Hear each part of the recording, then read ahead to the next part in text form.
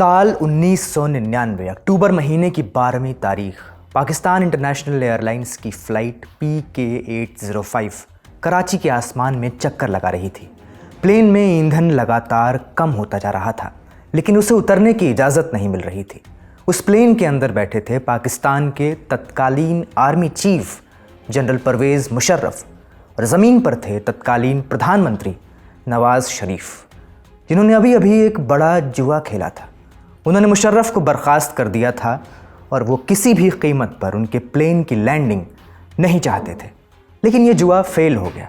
मुशर्रफ के वफादार सैनिकों ने बाजी पलट दी, एयरपोर्ट को घेर लिया, लैंडिंग की इजाज़त मिली, विमान उतरा। कहा जाता है कि तब उसमें सिर्फ 7 मिनट का ईंधन बचा था। कुछ ही घंटों के भीतर सेना ने सरकारी टीवी पर कब्जा कर लिया और प्रधानमंत्री नवाज़ शरीफ अपने ही घर में नज़रबंद थे। संसद और संविधान को भंग कर दिया गया।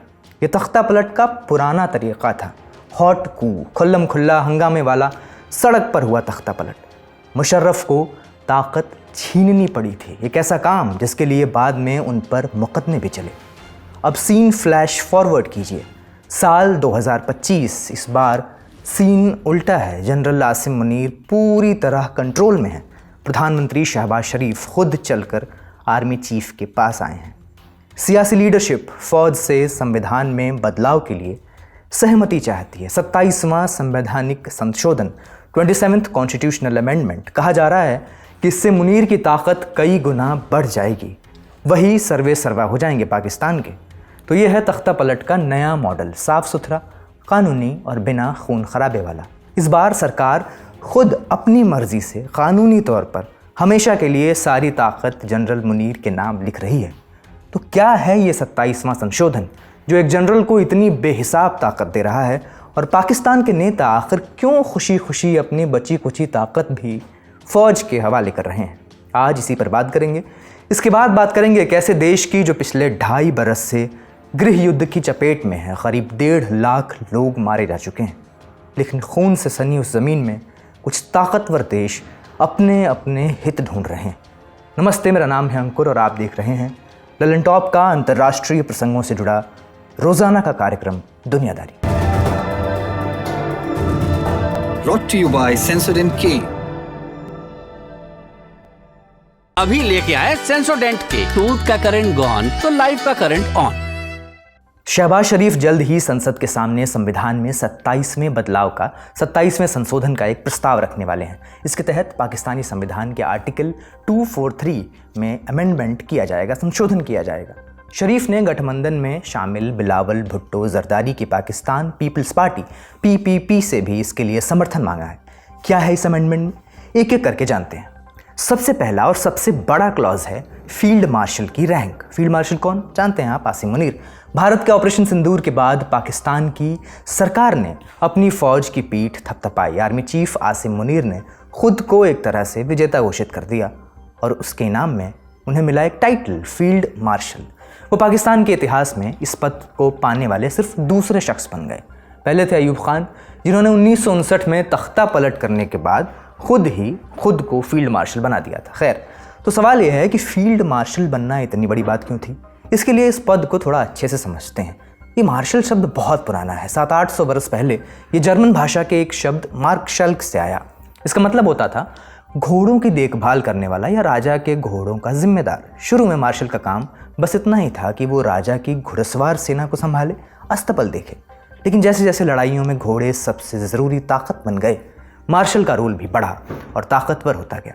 अब वो सिर्फ घोड़ों का नहीं, बल्कि पूरी सेना की तैयारियों और युद्ध के दौरान सेना की मूवमेंट देखने लगा। 13वीं सदी तक मार्शल इतनी ऊंची पोस्ट बन गई कि वो सेना के टॉप कमांडर्स में गिना जाने लगा। ये रैंक आमतौर पर उन्हीं को मिलती थी जिन्होंने वॉर में, युद्ध में बहुत बड़ी जीत दिलाई हो या देश के लिए असाधारण सैन्य सेवा की हो। पाकिस्तान में भी ऐसा ही है। फील्ड मार्शल के लिए कमोबेश यही नियम कायदे माने जाते हैं। ये रैंक न तो हर जनरल को मिलती है और न ही ये कोई रूटीन प्रमोशन है। ये सिर्फ उसी को दी जाती है जिसने जंग या राष्ट्रीय संकट के वक्त पाकिस्तान के लिए असाधारण नेतृत्व, एक्स्ट्राऑर्डिनरी लीडरशिप करके दिखाई हो। तो इन सब का मतलब ये हुआ कि फील्ड मार्शल आसिम मुनीर के पास हमेशा ये उपाधि रहेगी और वो सेना में सबसे ऊपर रहेंगे। लेकिन इसमें भी एक पंगा है। दरअसल बात यह है कि पाकिस्तान में अब तक फील्ड मार्शल का पद सिर्फ प्रतीकात्मक था, यानी इज्जत और रुतबे वाला था। लेकिन इस पद की कोई कानूनी मान्यता नहीं थी, लीगल बैकिंग नहीं थी। मतलब फील्ड मार्शल बनने पर न तो कोई ख़ास ताकत हाथ में आती थी और न ही कोई अतिरिक्त सैलरी मिलती थी। बस इसी कानूनी कमी को अब इस 27वें संशोधन से हल करने की कोशिश की जा रही है। पाकिस्तान सरकार ने जो संशोधन प्रस्ताव रखा है उसमें फील्ड मार्शल को एक आधिकारिक पद, ऑफिशियल पोस्ट बनाने का प्रस्ताव है और इस पद का कार्यकाल 5 साल का होगा। इसका असली मतलब क्या हुआ समझिए। बतौर आर्मी चीफ आसिम मुनीर का कार्यकाल इसी 28 नवंबर को ख़त्म होने वाला है। आम हालात में कार्यकाल ख़त्म होने के बाद आसिम मुनीर को सेना या सरकार पर कोई कंट्रोल उनको नहीं मिलता। लेकिन फील्ड मार्शल को कानूनी मान्यता मिलने के बाद मुनीर 2030 तक इस पद पर बने रहेंगे। यानी आर्मी चीफ के पद से रिटायर होने के बाद भी वो फील्ड मार्शल के तौर पर सेना में सबसे ताकतवर, सबसे सीनियर बने रहेंगे। और साफ है कि वो यही चाहते भी हैं। इसका असर ये होगा कि 2029 में होने वाले अगले आम चुनाव तक वो फौज की कमान संभालेंगे। तो ये तो हुआ पहला बदलाव। अब बढ़ते हैं अमेंडमेंट प्रस्ताव के दूसरे क्लॉज पर। इसमें है नेशनल फाइनेंस कमीशन NFC में बदलाव। NFC क्या है? पाकिस्तान में टैक्स का पैसा 2 हिस्सों में बढ़ता है। एक हिस्सा केंद्र के पास जाता है और दूसरा हिस्सा प्रांतों को मिलता है, स्टेट्स को। 18वें संशोधन में यह गारंटी दी गई थी कि प्रांतों का कोई हिस्सा कम नहीं किया जा सकता। ऐसा पाकिस्तान के संविधान में 18वें संशोधन में था। कम से कम 57.5% पैसा प्रांतों को मिलना ही चाहिए, ऐसा लिखा गया था। और अब जो 27वां संशोधन लाया जा रहा है, कहा जा रहा है कि इसमें इस सुरक्षा को हटाने का प्रस्ताव है। अगर ऐसा हुआ तो केंद्र सरकार प्रांतों का, स्टेट्स का हिस्सा कम कर पाएगी। इससे स्टेट्स के पास कम पैसा बचेगा और उनकी ताकत भी घट जाएगी। बाकी ये आप जानते ही हैं कि पाकिस्तान की सेना और नौकरशाही हमेशा ये चाहती रही है कि प्रांतों के अधिकार वापस उनके हाथ में आ जाएं। इसी शगल में उनके हाथ से पूर्वी पाकिस्तान तक निकल गया, लेकिन उन्होंने सबक नहीं सीखा। आप पूछेंगे ये बदलाव किया क्यों जा रहा है? देखिए, पुराना नियम था तो प्रांतों की सरकारों के पास असली ताकत और पैसा था।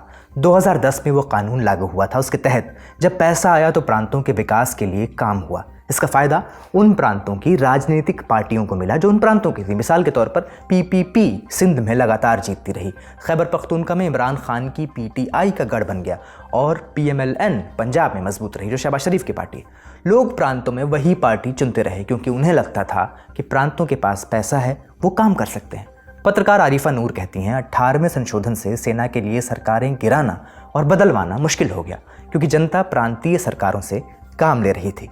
पाकिस्तान के पूर्व आर्मी चीफ जनरल बाजवा ने इसे शेख मुजीब उर रहमान के 6 सूत्रों वाले प्रस्ताव से ज़्यादा खतरनाक कहा था। यानी अगर प्रांत ज़्यादा मजबूत हो गए तो देश में फिर से विभाजन जैसी स्थिति बन सकती है। माने सेना इसे अपनी सत्ता के लिए खतरा मानती है। संशोधन होने के बाद से सेना को जब भी अतिरिक्त फंड चाहिए होता है, उसे एक ही जवाब मिलता है, पैसा प्रांतों के पास है। इसलिए कई सालों से सेना इसे पलटने की कोशिश कर ही रही थी। तो आसान भाषा में कहें कि ये क्लॉज भी फौज को ताकतवर बनाने के लिए रखा गया है, आसिम मुनीर को ताकतवर बनाने के लिए रखा गया है। अब अगले क्लॉज पर चलते हैं। अगला क्लॉज क्या है? कॉन्स्टिट्यूशनल कोर्ट का गठन। ये भला क्या है? पाकिस्तान की सरकार एक नया संवैधानिक कोर्ट बनाना चाहती है। ये कोर्ट संविधान और मौलिक अधिकारों से जुड़े केस सुनेगी। मौलिक अधिकार यानी फंडामेंटल राइट्स। मतलब इस तरह के केसेस पर अब सुप्रीम कोर्ट में कोई सुनवाई नहीं होगी, संवैधानिक कोर्ट में होगी। द प्रिंट से बात करते हुए पत्रकार मतीउल्लाह जन ने कहा, योजना यह है कि सुप्रीम कोर्ट को एक अपील कोर्ट बना दिया जाए जहां सिर्फ सामान्य केस जाएं और संविधान वाले बड़े फैसले सिर्फ नए कोर्ट में हों। यानी असली ताकत नए कोर्ट में शिफ्ट हो जाएगी और वहां वही जज होंगे जो सरकार एस्टैब्लिशमेंट के हिसाब से चलते रहे। एस्टैब्लिशमेंट यानी सिर्फ एक शख्स, आसिम मुनीर। इसके अलावा इस अमेंडमेंट में जजों के ट्रांसफर और मजिस्ट्रेट्स को कंट्रोल करने के लिए एक एग्जीक्यूटिव बॉडी बनाने का भी प्रस्ताव जोड़ा गया है। पाकिस्तान के जियो न्यूज़ के मुताबिक सरकार अगले हफ्ते तक ही 27वां संशोधन पास कराना चाहती है। पहले इसे सेनेट में रखा जाएगा, फिर प्रस्ताव को नेशनल असेंबली यानी वहाँ की संसद, लोअर हाउस भेजा जाएगा। प्रस्ताव पास होने के लिए दोनों सदनों में 2/3 की बहुमत चाहिए। इसलिए शरीफ को साथी पार्टी PPP यानी बिलावल भुट्टो की पार्टी है, उसका साथ मिलना बहुत ज़रूरी है। 6 नवंबर की रात लंबी बैठक के बाद प्रेस कॉन्फ्रेंस में PPP चीफ बिलावल भुट्टो जरदारी ने कहा कि पार्टी ने उन्हें कुछ शर्तों के साथ सरकार को सपोर्ट देने की इजाज़त दी है। ये सपोर्ट सिर्फ आर्टिकल 243 में बदलाव के लिए है जो सेना प्रमुख की नियुक्ति से जुड़ा है। लेकिन PPP ने फिलहाल प्रांतों की ताकत को कम करने वाले NFC फार्मूले में बदलाव के प्रस्ताव को खारिज कर दिया है। लेकिन बाकी चीज़ों पर बात बनी तो मुनीर को बहुत बड़ा फ़ायदा मिल सकता है। इसका लॉन्ग रन में क्या असर पड़ेगा? आसिम मुनीर पहले से ही मुल्क के अंदरूनी और विदेशी सभी मामलों में दखल देते रहते हैं। ऐसे में अगर 27वां अमेंडमेंट पास हो गया तो इससे उनकी ताकत में कितना इजाफा होगा, एक्सपर्ट से समझते हैं। इसका रैमिफिकेशन ये होगा कि अब इसको रिवर्स करना बहुत मुश्किल हो जाएगा। तो किसी भी मुल्क में जहाँ पे फौज टेक ओवर कर लेती है काफ़ी सारे स्टेट के फंक्शन, जैसे इंडोनेशिया में था एक ज़माने में, और इजिप्ट में अभी भी है, और तुर्की में था एक ज़माने में, रिवर्स होने में बहुत कई दशक लग जाते हैं। पाकिस्तान उन मुल्कों में से है जहाँ पे ये रोल रिवर्स नहीं हो पाया। पर रिवर्स होने के लिए अगर ये फॉर्मलाइज हो जाता है कॉन्स्टिट्यूशन में तो ज़्यादा मुश्किल होता है, क्योंकि दो चीज़ें हो जाती हैं उससे। एक तो लोगों की एक्सपेक्टेशन बन जाती है कि ऐसा ही होगा हमेशा के लिए, तो उसको रिवर्स करना मुश्किल हो जाता है। दूसरी बात ये कॉन्स्टिट्यूशनल अमेंडमेंट भी लाना पड़ता है। तो आर्मी का जो रूल हो जाएगा वो अब लंबा हो जाएगा। जो पहले हो सकता है छोटा रहता, लोग ये उम्मीद कर सकते थे कि किसी दौर में जल्द ही सिविलियन कंट्रोल वापस आ जाएगा, पर अब ये मुश्किल लग रहा है। अब लग रहा है आर्मी काफी वक्त तक रहेगी। आर्मी को इसमें एक फायदा है, और कुछ हद तक देश को भी फायदा है, कि कुछ स्टेबिलिटी रहेगी, क्योंकि बहुत सारे जो ये इन्वेस्टमेंट प्लान कर रहे हैं अपने मिनरल एक्सट्रैक्शन के और ये सब, इसमें जो है इन्वेस्टमेंट लॉन्ग टर्म होते हैं। इन्वेस्टमेंट और उनका रिटर्न आने में 15-20 साल लग जाते हैं। तो अगर आर्मी का एक स्थिरता रहेगी और मुल्क में भी एक स्थिरता रहेगी, तो वो निवेश के लिए ज्यादा अच्छी होगी, ज्यादा लोग भरोसा करेंगे और निवेश करेंगे। दूसरा इसका मतलब ये होगा कि अगर ये सच्ची बात है कि प्रोविंसेस के फाइनेंशियल पावर्स कम कर दी जाएंगी सेंटर के मुकाबले, तो इससे और प्रोविंसेस में झगड़ा शुरू हो सकता है। यानी अभी तक तो बलूचिस्तान और नॉर्थ वेस्ट फ्रंटियर तक सीमित था, पर ये सिंध में भी और प्रोविंसेस में भी फैल सकता है। पंजाब में भी इसकी रिपरकशंस हो सकते हैं। आप जानते हैं मुनीर वैसे भी आज पाकिस्तान में सबसे ताकतवर शख्स हैं, भले ही कागज़ पर प्रधानमंत्री हो। अब आगे क्या होगा, ये ताकत किस हद तक बढ़ेगी, ये तो वक्त ही बताएगा। पाकिस्तान की सरकार और फौज के बीच सत्ता के लिए कुत्ते बिल्ली का खेल सालों से चलता ही रहा है, तब से जब से पाकिस्तान बना। जनता की चुनी सरकार सेना की पिछलग्गू बनी रहती है, उसके कहने पर काम करती है, उसके आदेश लेती है। लेकिन जैसे ही प्रधानमंत्री को यह ख्याल आता है कि अब उसके पास लोगों का समर्थन है, उसे अब फौज से हुक्म लेने की ज़रूरत नहीं, तो सेना तख्ता पलट कर देती है। पाकिस्तान में अब तक कोई भी प्रधानमंत्री अपना 5 साल का कार्यकाल पूरा नहीं कर सका है।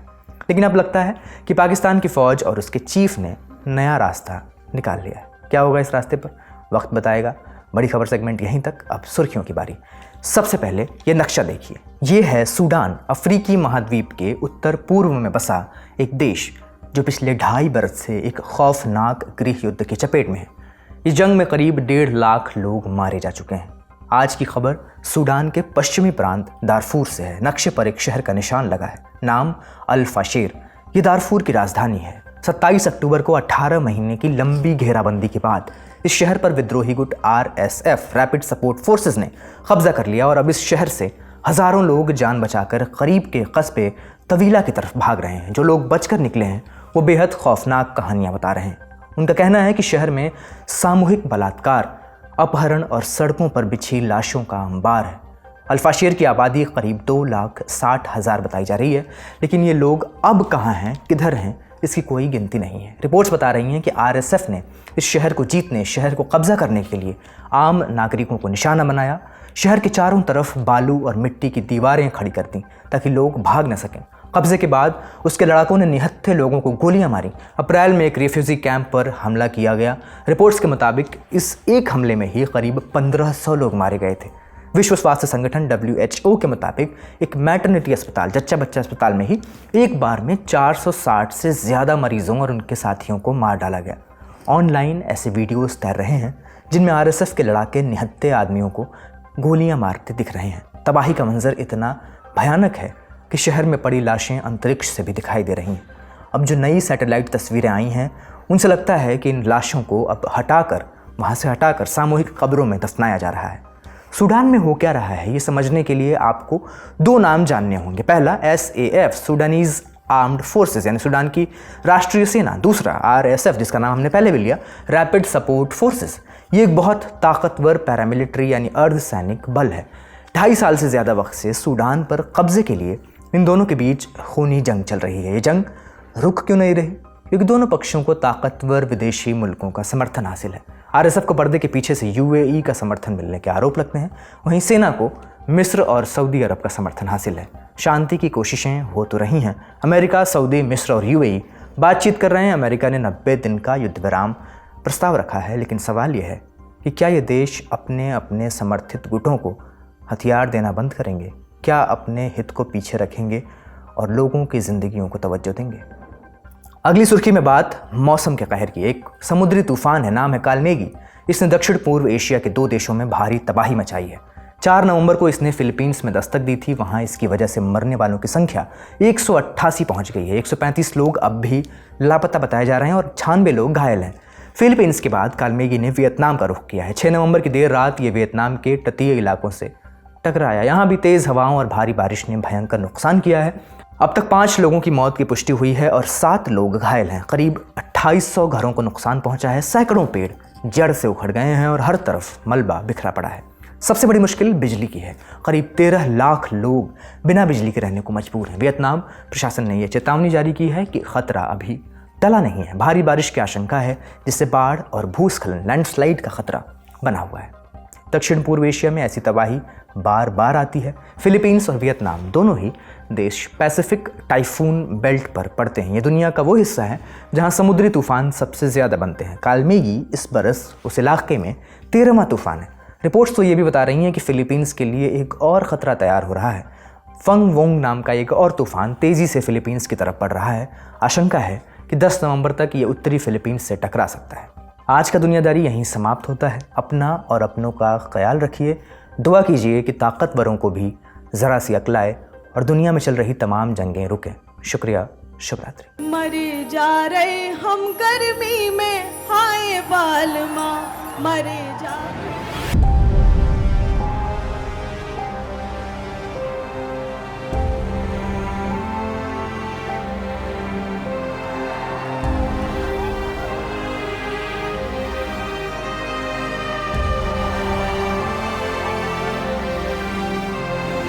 यहाँ पे सब कुछ देख के मेरे को लग रहा है दुनिया जी ली भाई। And each and every citizen of India is soldier of India.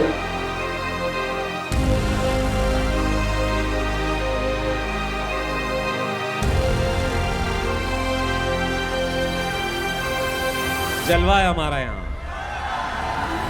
फिर जमेगा अड्डा, फिर आपके बीच होंगे आपके पसंदीदा सितारे। 21 से 23 नवंबर मेजर ध्यानचंद नेशनल स्टेडियम, नई दिल्ली। 3 दिनों के न भूलने वाले अनुभव के लिए तैयार हो जाइए। आइए ललन टॉप अड्डा में और बनाइए यादें जो रहेंगी हमेशा। टिकट बुक करें डिस्क्रिप्शन में दिए लिंक से। कोड इस्तेमाल करें LT200 और पाएं 200 रुपए की छूट।